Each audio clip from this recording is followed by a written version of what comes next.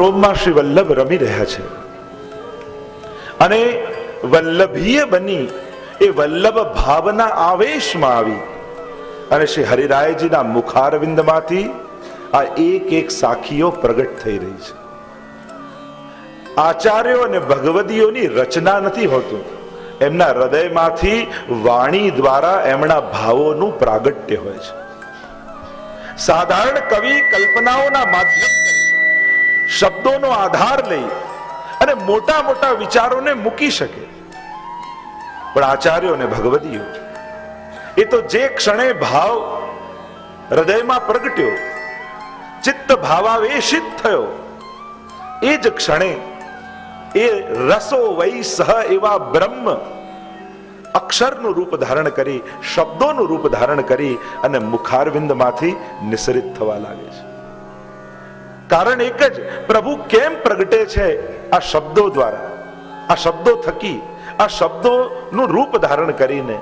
કારણ જે એકને અનુભવ થયો છે એ અનુભવની વાણીને ગાઈ અને અનેક જીવોને એનો અનુભવ થાય. કલ્પના એ કેવલ કલ્પના આપી શકે, પણ અનુભવ ગાઓ તો એ તમારો અનુભવ બનાવી શકે. આચાર્યોની વાણીની આ મહત્તા છે. આચાર્યોની વાણી પણ સ્વરૂપાત્મક છે અને સ્વરૂપાત્મકનો અર્થ એમ થાય કે શ્રી મહાપ્રભુજી દ્વારા પ્રગટિત યમનાષ્ટક ગાઓ તો એક એક અક્ષરમાં સ્વયં યમનાજી બિરાજમાન છે. શ્રી ગુસાઈજીના હૃદયમાંથી પ્રગટેલા સર્વોત્તમ સ્તોત્રનો પાઠ કરો તો એના એક એક અક્ષરમાં શ્રી વલ્લભ બિરાજમાન છે. આ અનુભવની વાણીનું સામર્થ્ય છે. અનુભવ ગાન કરવાથી એ બીજાનો અનુભવ બનાવી શકે છે. દેવી દેવ આરાધિકે ભૂલ્યો સબ સંસાર, શ્રી વલ્લભ નામ નૌકા વિના કહો કો ઉતર્યો પાર. શ્રી હરિરાય મહાપ્રભુજી શ્રી વલ્લભના ગુણગાન કરતા કહે છે કે આ જીવ સ્વાર્થ અને ભયને કારણે ક્યાં ક્યાં માથું નમાવીને આવી જાય છે. ભગવાન પાસે શા માટે આપણે જઈએ? લોકોને તેમ થાય સોમવારે અહીંયા જવાનું, મંગળવારે અહીંયા જવાનું, બુધવારે અહીંયા કરવાનું, ગુરુવારે તો અહીંયા જવું જ પડે, શુક્રવારે, શનિવારે, વારે વારે લોકો ભગવાન બદલવા લાગે અને જેનાથી કામ થઈ જાય એના પર શ્રદ્ધા બેસી જાય. આપણે કહીએ કે અમારા સ્વામી છે, અમારા નાથ છે, અમારા માલિક છે, પણ જ્યારે ભગવાન પાસે જાઓ ત્યારે બે ચાર કામ બતાવીને પાછા આવો. કહીએ માલિક અને વ્યવહાર કેવો? સેવક જેવો. વૈષ્ણવ તો ઠાકોરજી એને કોઈ કાર્ય સોંપે એના માટે એમની પાસે જાય. આખી દુનિયા સુખ માંગવા ભગવાન પાસે જાય, પણ ભગવાનને સુખ જોઈતું હોય તે વૈષ્ણવના ઘરે આવી જાય. मुझे सुख कौन देगा इस विश्व में? तो सोचते हैं ये वल्लभ के जो सेवक हैं ना, वो ही केवल मेरे सुख का विचार कर सकते हैं. बाकी पूरी दुनिया तो केवल और केवल मुझसे सुख ही चाहती है, पर मुझे सुख देने वाला कोई हो. इसीलिए तो हमारे ठाकुर जी ने कहा ना, भोग श्रृंगार यशोदा मैया श्री विठ्ठल नाथ के हाथ को भावे, रहो मोहे श्री वल्लभ ग्रह भावे. क्योंकि गुसाई जी और महाप्रभु जी जितना मेरे सुख का विचार करते हैं उनसे अधिक और कौन कर सकता है. गुसाईजी ने तो वार्ताમાં આવે છે કે પેલી ભાજી પ્રસાદમાં આરોગ્યા અને કાંકરી આવી અને એવો ખેદ મનમાં થયો ગુસાઈજીને, અરે અમે સેવામાં આટલી સાવધાની નથી રાખી શકતા. ઠાકોરજીને રાજભોગમાં કાંકરી આવી ગઈ, અમે સેવા કરવાને લાયક નથી, હમણાં ને હમણાં સંન્યાસ લઈને ભગવા ધારણ કરીને જતો રહો. અને ભીતરિયાજીને કહી દીધું, હમણાં ને હમણાં મારા વસ્ત્રો ભગવા રંગાવીને સૂકવી દો, હું સંન્યાસ ગ્રહણ કરીને ઘર છોડીને જાઉં છું. બાકી બધાને ચિંતા થઈ એ તો બરાબર, પણ સૌથી વધારે ચિંતા આપના સેવ્ય આપના ઠાકોરજી નવનીત પ્રિયાજીને થઈ. અરે ગુસાઈજી જતા રહેશે તો મારા સુખનો વિચાર કોણ કરશે? બધાએ સમજાવ્યા, કોઈનાથી ન રોકાયા. એટલે નવનીત પ્રિયાજીએ કર્યો, પોતાનો વાઘો પણ ભગવા રંગનો રંગી અને ગુસાઈજીના વસ્ત્રોની પાસે સૂકવી દીધા. જયારે ગુસાઈજીએ જોયું, કહ્યું કે બાબા આ શું? આપના વાઘા ભગવા રંગના? કહ્યું કાકાજી જો આપ સંન્યાસ લો ને તો હું આપની જોડે સંન્યાસ લઈને આપની જોડે આવું છું, બાકી આપના વગર હું ન રહી શકું. કારણ કે આપ જે મને સુખ આપો છો એવું સુખ તો બીજું કોઈ વિચારી પણ શકતું નથી. દેવી દેવ આરાધિકે ભૂલ્યો સબ સંસાર. આપણે પગે લાગીએ ભગવાન નહીં, પણ ભગવાન હોય એને પગે લાગવા જોઈએ. આપણે માનીએ ભગવાન નહીં, પણ ભગવાન હોય એને માનવા જોઈએ. દેવ અને ભગવાનમાં ફરક છે. અમારા ગોપાલદાસજી તો વલ્લભાખ્યાનમાં કહે છે ને કે ગમે તેટલા મોટા દેવી દેવતા હોય, દરેકને સામર્થ્ય પ્રભુએ આપેલું છે. અને એ જે ભક્તોને આપે છે, ગીતાજી વાંચી લો કે જે જે કંઈ પણ એ પ્રાપ્ત કરે છે પણ મારાથી લઈને જ આપે છે. તો મહાપ્રભુજી સીધી ઓળખાણ કરાવી છે, તો પછી શા માટે બધે ભટકો? કારણ કે જેની પાસે જાઓ છો ને એ દેવતાઓ પણ નારાજ થાય છે. એને દેવ ઉપર રહ્યા ધિક્કાર બોલે. ગોપાલદાસજી તો કહે છે કે અરે તને આવો રસનો મહાસાગર મળ્યો, અને આ રસના મહાસાગરને કેવલ વૈષ્ણવ જ પાન કરી શકે છે, વૈષ્ણવ જ છે. બાકી બ્રહ્માદિ મહામુનિ અતિ જ્ઞાન પારંગતા તે મધુ સિંધુની કહીએ માખી. જેમ એક નાનકડી માખી કોઈ દરિયાને ઓળંગવાનો પ્રયાસ કરે તો એના કેટલાય જન્મો નીકળી જાય, એનામાં એ સામર્થ્ય ક્યારે ના આવી શકે. એમ જ મોટા મોટા દેવતાઓની પણ જ્યાં ગતિ નથી ત્યાં ગતિ શ્રી મહાપ્રભુજી આપણી કરાવી છે. એ પરમ ગોલોક ધામ કે જ્યાં નિત્ય યુગલ સ્વરૂપનો અખંડ વિહાર છે. લોકો છેક અક્ષર બ્રહ્મ સુધી આવીને રોકાઈ જાય, પણ એના પર એ લોકો પહોંચી શકતા નથી. પણ મહાપ્રભુજીની કૃપાથી આ દૈવી જીવને છેક નિત્ય લીલા ગોલોક ધામ સુધીનો અનુભવ મહાપ્રભુજીએ જીવને કરાવ્યો છે. અને એટલા માટે કહ્યું દેવી દેવ આરાધિકે. અને જ્યારે જીવ બ્રહ્મ સંબંધ લે અને ઠાકોરજીને છોડીને બીજે જાય ત્યારે દેવતાઓ પણ દુખી થતા હોય કે અમે જેની એક અધરામૃતની કણિકા લેવા માટે સદાય લાલાયિત રહીએ છે, અને એ તને રોજ મળે છે, અને છતાંય તું અમારી પાસે ભટકે છે. તારાથી મોટો બીજો મૂર્ખ કોણ હોય? કારણ કે અમે જેને ભજવા ઈચ્છીએ છે, અમે જેની ઝાંખી કરવા ઈચ્છીએ છે, છતાંય અમને થતી નથી. અને એ નિત્ય તને સેવા એ પ્રભુની ઘરમાં મળે છે, છતાંય તું એમને છોડીને તારા લૌકિક સ્વાર્થ, તારા લૌકિક ભયને કારણે ક્યાં ક્યાં ભટકે છે. અને ભટકવાની વૃત્તિ વાળા રહેશો ને તો દુનિયા ભટકાવતી જ રહેશે. જે નહીં કરતા હોય ને એની સલાહ આપશે, આ બધું તો કરો પણ આ કર્યું, આ નૈવેદ્ય કર્યા, અહીંયા તેલ ચડાયું, અહીંયા કંકુ ચડાયું, બસ એટલે જ તકલીફ છે. અને માણસ દુખી હોય ને ત્યારે એની બુદ્ધિ ભ્રમિત થવા લાગે, તરત લલચાઈ જાય. દુઃખમાં સમજદાર વ્યક્તિની વધારે સમજ ખીલી જાય, અને દુઃખમાં મૂર્ખ વ્યક્તિની બુદ્ધિ બિલકુલ બંધ થઈ જાય. જ્યારે વિપત્તિઓ આવે ને, જેનો આશ્રય દ્રઢ છે એની શ્રદ્ધા વધતી જાય છે. હું તો ઘણા લોકોને જોઉં, ઘણા વૈષ્ણવને જોઉં, કેવી કેવી વિપત્તિઓ એના જીવનમાં આવે, છતાંય ક્યારે એના મુખમાં ફરિયાદ ન હોય. સદા ઠાકોરજી બહુ કૃપા છે, ઠાકોરજી બચાવી લે છે, ઠાકોરજી દરેક જગ્યાએથી ઉગારી લે છે. એટલી સુંદર એમની સમજ છે, એની સમજ માટે આપણને આદર થાય. શ્રદ્ધા મજબૂત કરજો, ઠાકોરજી બધેથી તારશે. તો વારે વારે ભગવાનને બદલવાની જરૂર નથી, પણ દરેક વારને તહેવાર બનાવવો હોય તો ઘરે ઠાકોરજીને પધરાવી લેવા, ભગવત સેવા શરૂ કરી દેવી, નિત્ય ઉત્સવ થઈ જાય, નિત્ય આનંદ થઈ જાય. ભૂલ્યો સબ સંસાર શ્રી વલ્લભ નામ નૌકા બિના કહો કો ઉતર્યો પાર. અહીંયા હરિરાયજી કહે છે આ વલ્લભ નામની નૌકા વગર કોણ પાર ઉતરી શકે? આ નૌકા શું છે? આપણે કહીએ નૌકા, નૌક એ જ નૌકા છે. એટલે પુષ્ટિ ભક્તિમાં નૌક મહત્વના. પહેલો ક કૃષ્ણ.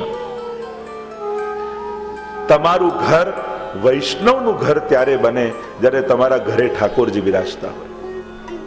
જેના જેના ઘરે ઠાકોરજી બિરાજે છે બધાને હું અહીંયાથી વંદન કરું છું. તમે મહદભાગી છો, તમે ભાગ્યશાળી છો, તમારા ઉપર મહાપ્રભુજીની કૃપા છે, તમારા ઘરે પ્રભુ બિરાજે છે. કેટલી લાંબી સેવા કરો, કેટલા કલાકની કરો, શું ભોગ ધરો, એ બધી પછીની વાત, પણ તમારા ઘરે પ્રભુ છે. તમારી આંખો રોજ એ લાલનને જુએ છે, તમારા હાથ રોજ એના ચરણોના સ્પર્શ કરે છે, તમારી જીહ્વા રોજ એના ભગવત નામથી પાવન થાય છે, અને એટલા માટે તમે વંદનીય છો.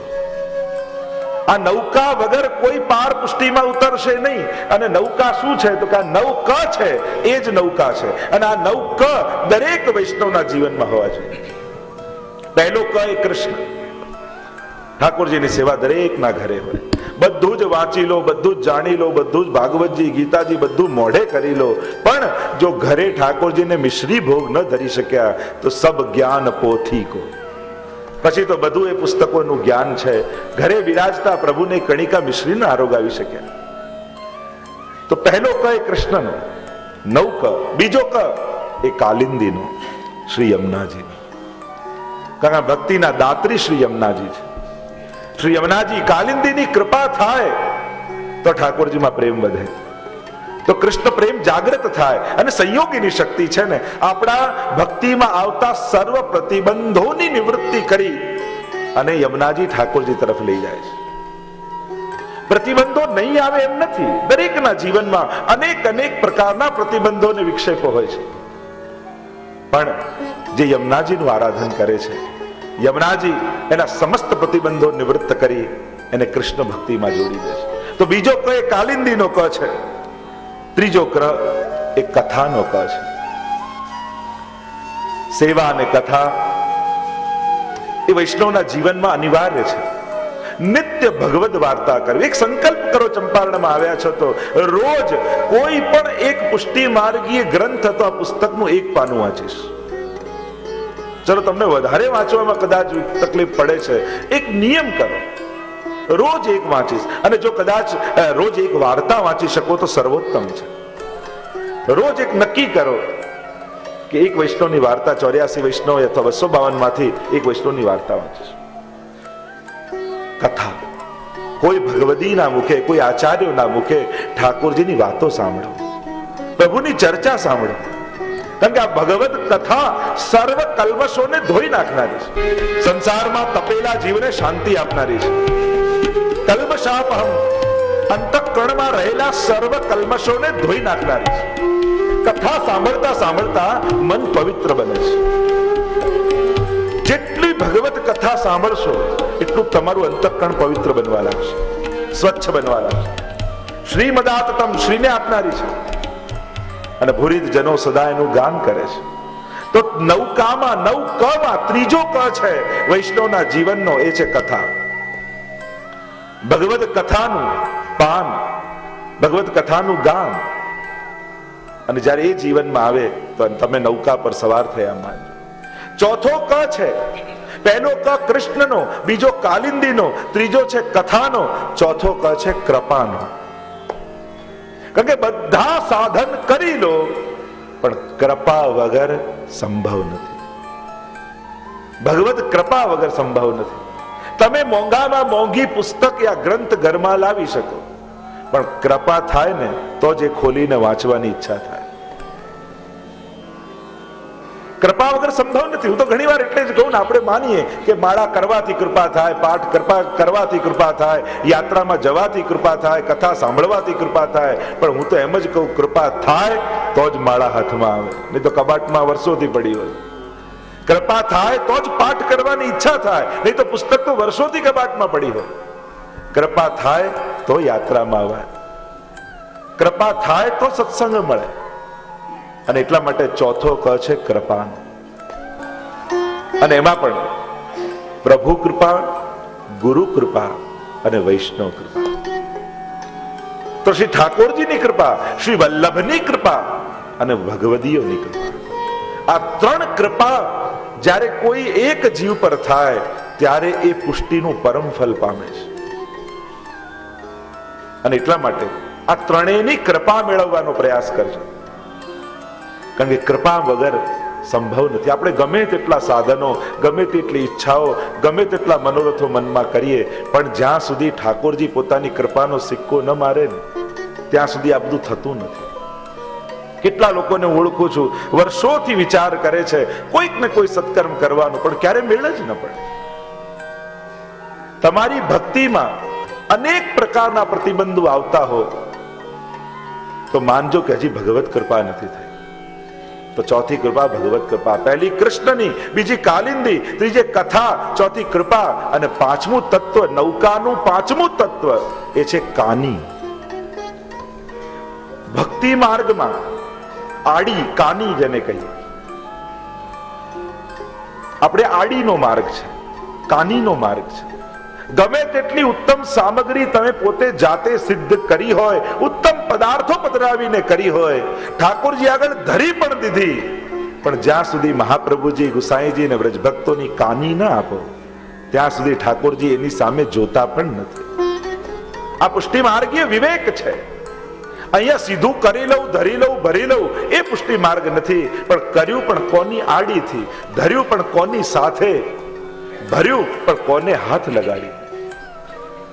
બાકી તો ઘણાને એમ થાય જેમ યજ્ઞ કરતા હોય જાતે હો મેં એમ ઝારીજી મારા હાથે ભરું ત્યારે એમ લાગે કે ભરી.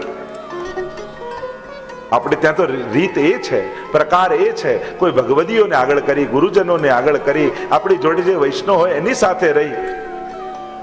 એ સમય તો એ વૈષ્ણવ છે, અપરસમાં આવીને આવ્યો ત્યારે એ કેવો સ્વભાવનો, કેવા ગુણનો એની ચર્ચા નહીં કરવી, એનો વિચાર નહીં કરવો, ત્યારે તેને આગળ કરીને હાથ લગાવવાનો ક્રમ છે. એવો ઉત્તમ ભાવ રાખીને કરવું. અને એટલા માટે તમે ભક્તિ કરો છો, ઠાકોરજી તરફ પ્રયાણ કરી રહ્યા છો, ત્યારે વિચાર કરજો કોની કાની થકી મારા ઉપર ઠાકોરજી કૃપા કરશે, કોની કાની થકી વલ્લભ મારી સામે જોશે. અને એટલા માટે જ આપણે ત્યાં જેમ કોઈ પણ સારો પ્રસંગ આવે, ઘરમાં પણ અન્નકૂટ કર્યો, મનોરથ કર્યો, ત્યારે કોઈ ને કોઈ વલ્લભ કુલને પધરાવીએ, ઠાકોરજીને ભોગ ધરાવીએ, એમના હાથે આરતી કરાવી. કેમ? એનો ભાવ શું? એનો ભાવ એ કે ઠાકોરજીને જે પ્રિય છે એના હાથે જો ભોગ ધરાવું તો ઠાકોરજી બહુ પ્રસન્નતાથી આરોગશે.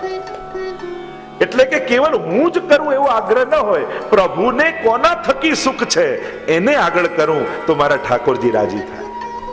આ વિવેક વૈષ્ણવતાનો વિવેક છે. અને એટલા માટે આપણે કોઈ પણ પ્રસંગ આદિ હોય તો વૈષ્ણવને, વલ્લભ આદિનો આ બધો ક્રમ કેમ છે? કારણ કે કાનીનો માર્ગ છે, આડીનો માર્ગ છે. મહાપ્રભુજીની કાની થકી આપણા રાગ, ભોગ અને શૃંગાર ઠાકોરજી આપણે ત્યાં અંગીકાર કરે છે. બાકી ગમે તેટલા ઉત્તમ પદાર્થો લઈ આવો, ઠાકોરજી પદાર્થને જોઈને સ્વીકાર નથી કરતા, ઠાકોરજી કાનીને જોઈને અંગીકાર કરે છે. આપણે ત્યાં અનેક પ્રસંગોમાં તમને જોવા મળે. અને એટલા માટે આપણે ત્યાં નૌકાનું પાંચમું તત્વ છે કાની. પહેલું તત્વ કૃષ્ણ, બીજું કાલિંદી, ત્રીજું કથા, ચોથું કૃપા, પાંચમું કાની અને છઠ્ઠું છે કીર્તન. છઠ્ઠો ક છે કીર્તન. આ નૌકા વલ્લભની એ છે જેનાથી પાર ઉતરવાનું છે, અને આ નૌકાનો છઠ્ઠો ક એ કીર્તન છે. પ્રભુની કીર્તિનું ગાન એ કીર્તન. અને એમાં પણ જો અષ્ટસખાની વાણી ગાઈ શકતા હોઈએ તો આગ્રહ રાખીએ. અરે ગાતા ના આવડતું હોય તો વાંચીએ, બોલીએ. કારણ કે આપણે ત્યાં કેવલ રાગની જ મહત્તા નથી, આપણે ત્યાં શબ્દોની પણ એટલી જ મહત્તા છે. ઘણા કે અમને કીર્તન ગાતા નથી આવડતું, વાંધો નહીં, વાંચતા તો આવડે છે. કારણ કે જેટલો રાગની મહત્તા છે એટલા શબ્દોની પણ મહત્તા છે. અહીંયા સૌથી ઉત્તમ રાગ આપણે ત્યાં તો અનુરાગ જ કયો છે. ત્યાં અનુરાગ છે ગાવામાં, વાંચવામાં. અનુરાગ એટલે પ્રેમ. અને એટલા માટે શરૂ કરો. અને શરૂ કરશો તો ક્યારેક ગાતા પણ થઈ જશે. ઠાકોરજીને એમ થશે કે આના મુખે સાંભળ્યું બહુ, હવે કંઈક ગાતો થાય એવી કૃપા કરો. ઠાકોરજી એવું મેળ કરાવી દેશે કે તમે ગાતા થઈ જશો. અને કદાચ વાંચતા હશો તો આપણે ત્યાં રૂપાપોરિયાનો પ્રસંગ આવે છે ને, ઠાકોરજીએ કહ્યું કે આ ભલે બેસરું ગાતો પણ હું તો વાર્તા સમજીને સાંભળતો હતો, જાણે મને વાર્તા કહે છે.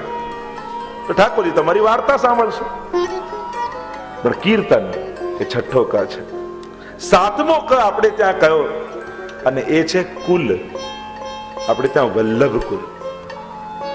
અને વલ્લભ કુલનો આશ્રય. આપણે ત્યાં જે પરંપરા છે વલ્લભની, અને સર્વોત્તમ સ્તોત્રમાં જે આજ્ઞા કરી અશેષ ભક્ત સંપ્રાર્થ ચરણા, અને ત્યાં કહ્યું જે સ્વવંશે સ્થાપિતા શેષ સ્વ મહાત્મ્ય સ્મયાપહ. સ્વવંશમાં એ અશેષ મહાત્મ્યનું સ્થાપન. અને એટલે દમલાજી જ્યારે આધી ગાદી દાબીને બિરાજમાન રહેતા, અને ગુસાઈજી પોતે ક્યારે પણ દમલાજીને ચરણ સ્પર્શ ના આપતા, કારણ કે મહાપ્રભુજીના સેવક છે, એવું આદર રાખતા. અને એકવાર સ્વપ્નમાં આવ્યા મહાપ્રભુજી દમલાજીને. પ્રગટ થયા મહાપ્રભુજી અને પ્રશ્ન કર્યો દમલાજીની આગળ कि तू गुसाई जी को कहा करके जाने, गुसाई जी ने શું કરીને તમે જાણો છો? અને ત્યારે દમલાજીએ કહ્યું કે મેં આપકે પુત્ર રૂપ से જાણું, આપના બાલક છે એમ જાણું છું. અને ત્યારે મહાપ્રભુજીએ કહ્યું નહીં, મેરે પુત્ર નહીં, મેરો ही સ્વરૂપ करके જાણું, આ મારું જ સ્વરૂપ છે એવો ભાવ રાખીને જાણજો. અને એટલા માટે સદાય વલ્લભકુલમાં વૈષ્ણવ એવો જ ભાવ રાખે. તો સાતમું તત્વ કુલ કહ્યું. આઠમું કહ્યું આપણે ત્યાં કર્મ. અને કર્મ આપણું કયું છે? કર્મ કરો તું કાય.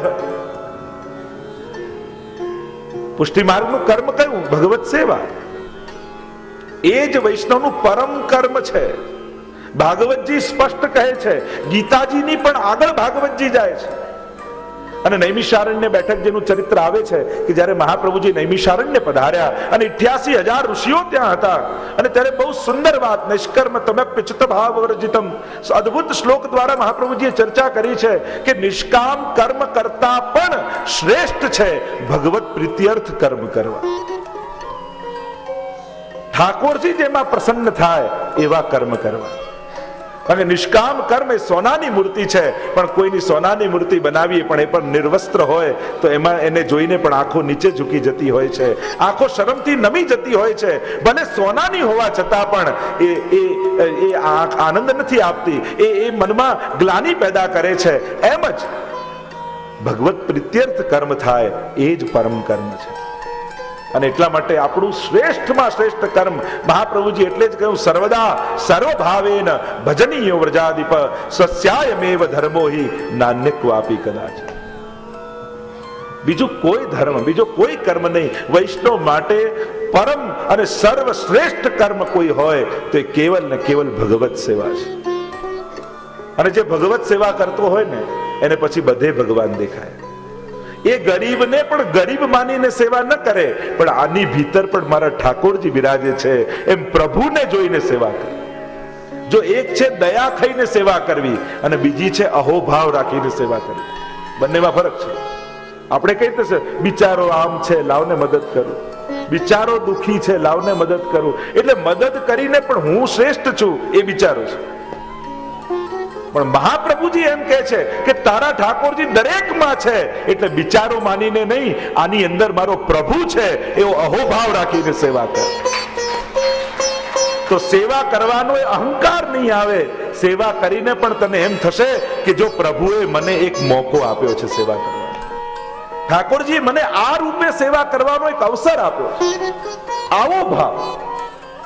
એટલે ઘણીવાર લોકો એમ છે કે પુષ્ટિ માર્ગમાં સમાજ સેવાની વાત નથી. અરે પુષ્ટિ માર્ગમાં તો એવી ઉત્તમ વાત મહાપ્રભુજીએ કહી છે, ભગવત સેવા સમજાવીને સેવા શબ્દ જ્યારે વૈષ્ણવ સમજી જાય ત્યારે એને ખ્યાલ આવે કે મહાપ્રભુજી તો એમ કહે છે કે આ બિચારો માનીને નહીં, ગરીબ માનીને નહીં, દુખી માનીને નહીં, પણ આની અંદર મારો ઠાકોરજી છે અને આજે ઠાકોરજીએ આ રૂપે મારા હાથે સેવા લીધી છે.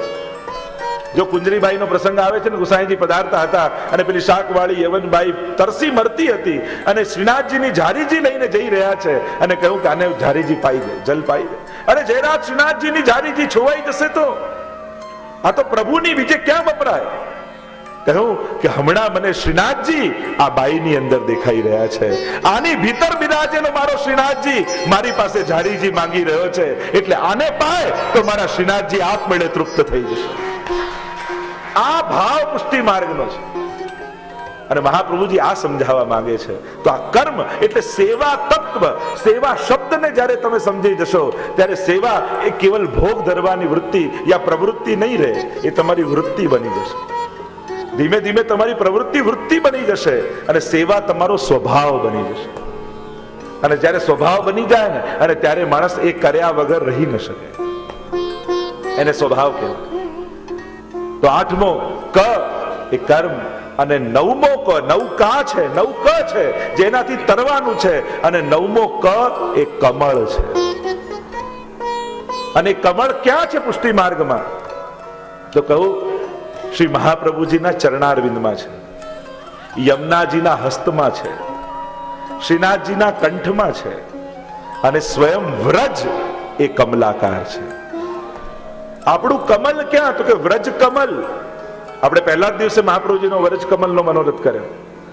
આ વ્રજ કમળ શું છે કે જે મૂળ વ્રજ છે એ આખું કમળ શેપનું છે, કમળ આકારનું છે, અને એના ભાવથી આ વ્રજ કમળ થાય છે. તમે ધ્યાનથી જોયું હશે તો એક એક સ્થળના નામ લખ્યા છે. એટલે આખી જે 56 સ્થાનો વ્રજમંડળના છે એ આખું કમળના ભાવથી છે. અને એટલા માટે 9મો ક એટલે આપણું વ્રજમંડળ. આ વ્રજમંડળમાં થતી અનંત લીલાઓ, એ વ્રજવાસ, એ વ્રજની કુંજો નિકુંજો, એ ગિરિરાજજી, એ યમુનાજી, આ સર્વનો વાસ આ કમલમાં છે. તો આ 9 કા બિના કહો કો ઉતર્યો પાર. આ 9 ક વગર આ કોણ પાર ઉતર્યું છે? અને એટલા માટે દરેકે આ નૌકા ઉપર ચડવાનું છે. અને એટલા માટે આ 9 ક ને યાદ રાખશો તો માનજો કે તમે નૌકા ઉપર બેસી ગયા છો અને મહાપ્રભુજી પોતે નૌકા ચલાવી અને તમને રસ સિંધુમાં લઈ જઈ રહ્યા છે.